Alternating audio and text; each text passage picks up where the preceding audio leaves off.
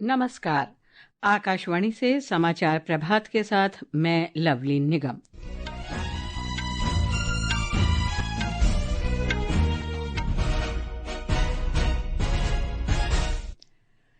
प्रधानमंत्री नरेंद्र मोदी ने आत्मनिर्भर भारत पर बल देते हुए लोगों से दूसरे देशों पर निर्भरता कम करने का आग्रह किया। चिप्स से लेकर शिप्स तक सभी क्षेत्रों में भारत में निर्मित उत्पादों पर जोर दिया। प्रधानमंत्री ने गुजरात के लोथल में राष्ट्रीय समुद्री विरासत परिसर की प्रगति की समीक्षा की। कहा, दुनिया का सबसे बड़ा समुद्री संग्रहालय भारत की प्राचीन परंपराओं को प्रदर्शित करेगा। रक्षा मंत्री राजनाथ सिंह आज मोरक्को की यात्रा पर रवाना होंगे। वे अफ्रीका के पहले भारतीय रक्षा विनिर्माण संयंत्र का लोकार्पण बरशीद में करेंगे। अमेरिका ने स्पष्ट किया, नए H-1B वीजा का $1 लाख का एकमुश्त शुल्क केवल नए आवेदकों पर लागू होगा। दुबई में एशिया कप T20 क्रिकेट के सुपर 4 में आज भारत का मुकाबला पाकिस्तान से और सात्विक साईराज, रंकी रेड्डी और चिराग शेट्टी आज चाइना मास्टर्स बैडमिंटन के डबल्स फाइनल में खेलेंगे। अब समाचार विस्तार से। प्रधानमंत्री नरेंद्र मोदी ने आत्मनिर्भर भारत पर बल देते हुए कहा है कि भारत का सबसे बड़ा दुश्मन विदेशों पर उसकी निर्भरता है और देश को इससे बाहर निकलना होगा। कल गुजरात के भावनगर में समुद्र से समृद्धि कार्यक्रम में उन्होंने सेमीकंडक्टर चिप्स से लेकर शिप्स तक सभी क्षेत्रों में घरेलू उत्पादन के महत्व का उल्लेख किया।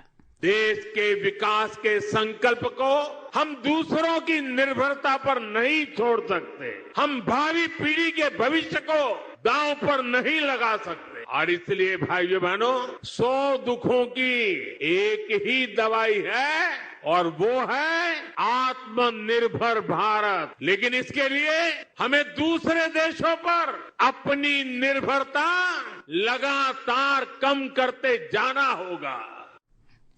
भारत को एक समुद्री महाशक्ति बनाने के अपनी सरकार के दृष्टिकोण का उल्लेख करते हुए प्रधानमंत्री ने कहा कि देश का लक्ष्य 2047 तक वैश्विक समुद्री व्यापार में अपनी हिस्सेदारी को 3 गुना बढ़ाना है। प्रधानमंत्री ने घोषणा की कि ये क्षेत्र जल्द ही एक राष्ट्र एक बंदरगाह प्रक्रिया को अपनाएगा, जिसका उद्देश्य पूरे देश में बंदरगाह प्रक्रिया को सरल बनाना है।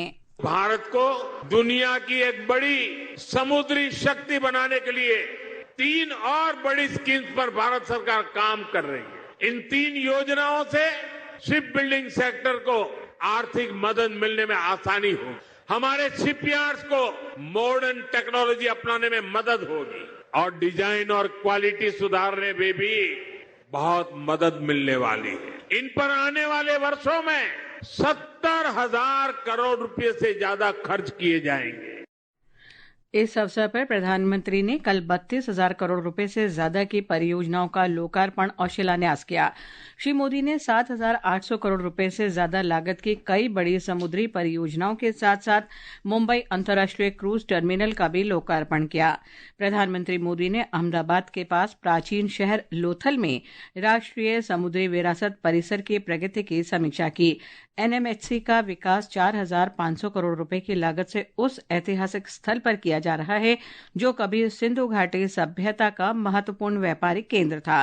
श्री मोदी ने कहा कि पूरा होने के बाद ये दुनिया का सबसे बड़ा समुद्री संग्रहालय होगा और भारत की प्राचीन समुद्री परंपराओं को प्रदर्शित करेगा तथा पर्यटन, अनुसंधान, शिक्षा और कौशल विकास के केंद्र के रूप में भी काम करेगा। प्रधानमंत्री ने धौलेरा स्मार्ट सिटी का भी हवाई सर्वेक्षण किया। गृह मंत्री अमित शाह ने कहा है कि अगले साल मार्च तक देश से वामपंथी उग्रवाद पूरी तरह से समाप्त हो जाएगा।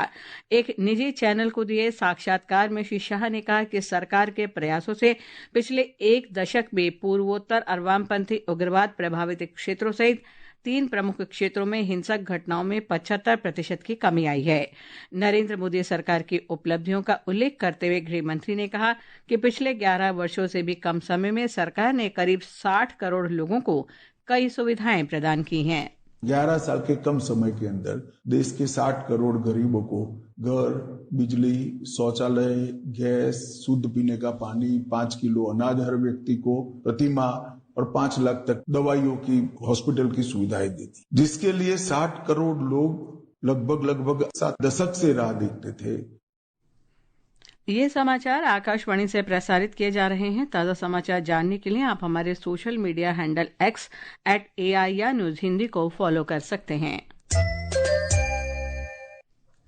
रक्षा मंत्री राजनाथ सिंह आज से मोरक्को की आधिकारिक यात्रा पर रवाना होंगे। एक रिपोर्ट। ये किसी रक्षा मंत्री की मोरक्को की पहली यात्रा होगी जो दोनों देशों के बीच बढ़ते रणनीतिक सहयोग को दर्शाती है। रक्षा मंत्री ने कहा कि यात्रा के दौरान रक्षा रणनीतिक और उद्योग सहयोग को मजबूत करने के लिए वे मोरक्को के रक्षा मंत्री अब्देल लतीफ लाउदी के साथ द्विपक्षीय बैठक करेंगे। वे बरशीद में टाटा एडवांस्ड सिस्टम्स मोरक्को के व्हील्स आर्म्ड प्लेटफॉर्म के नए विनिर्माण संयंत्र के उद्घाटन में भी शामिल होंगे। ये संयंत्र अफ्रीका में पहला भारतीय रक्षा विनिर्माण संयंत्र है। आत्मनिर्भर भारत पहल के अंतर्गत देश के रक्षा उद्योग के बढ़ते वैश्विक प्रभाव में ये एक महत्वपूर्ण उपलब्धि है। रक्षा मंत्री मोरक्को के उद्योग और व्यापार मंत्री रियाद मेजूर से वार्ता करेंगे। वे रबात में भारतीय समुदाय से भी मिलेंगे। समाचार कक्ष से जागृति शर्मा।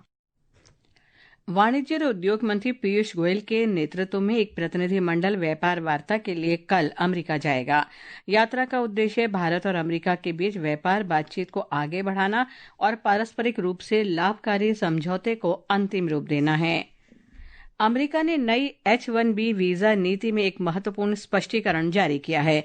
स्पष्टीकरण में कहा गया है कि नई नीति में $1 लाख का शुल्क केवल नए आवेदकों पर लगाया जाएगा और ये एक मुश्त भुगतान होगा। इस नीति को लेकर प्रौद्योगिकी उद्योग में भ्रम और चिंता की स्थिति बन गई थी। व्हाइट हाउस ने कहा है कि जिन लोगों के पास पहले से ही H-1B वीजा है और वर्तमान में देश से बाहर हैं, उनसे दोबारा प्रवेश के लिए $1 लाख का शुल्क नहीं लिया जाएगा। इसका नवीनीकरण या वर्तमान वीजा धारकों पद पर कोई असर नहीं पड़ेगा। इससे पहले भारत ने कहा था कि वो H-1B वीजा पर अमेरिका के फैसले के प्रभावों की जांच कर रहा है, लेकिन इस कदम के मानवीय परिणाम भी हो सकते हैं। विदेश मंत्रालय ने कहा है कि भारतीय उद्योग सहित सभी संबंधित पक्ष अमेरिका के H-1B वीजा कार्यक्रम पर प्रस्तावित प्रतिबंधों के पूर्ण प्रभावों का अध्ययन कर रहे हैं। उपभोक्ता मामले विभाग ने अगली पीढ़ी के जीएसटी सुधारों के तहत राष्ट्रीय उपभोक्ता हेल्पलाइन पर जीएसटी शिकायत निवारण की सुविधा शुरू की है। कल से प्रभावी संशोधित जीएसटी दरों और छूट के कार्यान्वयन के बाद उपभोक्ताओं की अपेक्षित पूछताछ और शिकायतों के समाधान के लिए एकीकृत शिकायत निवारण तंत्र पोर्टल शुरू किया गया है। इसमें ऑटोमोबाइल, बैंकिंग, उपभोक्ता टिकाऊ वस्तुएं, ई-कॉमर्स, फास्ट मूविंग उपभोक्ता वस्तुएं जैसी शिकायतें दर्ज की जाएंगी। उपभोक्ता टोल फ्री नंबर 1915 के माध्यम से 17 भाषाओं में अपनी शिकायतें दर्ज करा सकते हैं। प्रधानमंत्री नरेंद्र मोदी ने स्वतंत्रता दिवस संबोधन में नागरिकों पर आर्थिक बोझ कम करने और कर ढांचे को सरल बनाने के लिए देश में अगली पीढ़ी के जीएसटी सुधारों की घोषणा की थी। नई दरें कल से लागू हो रही हैं।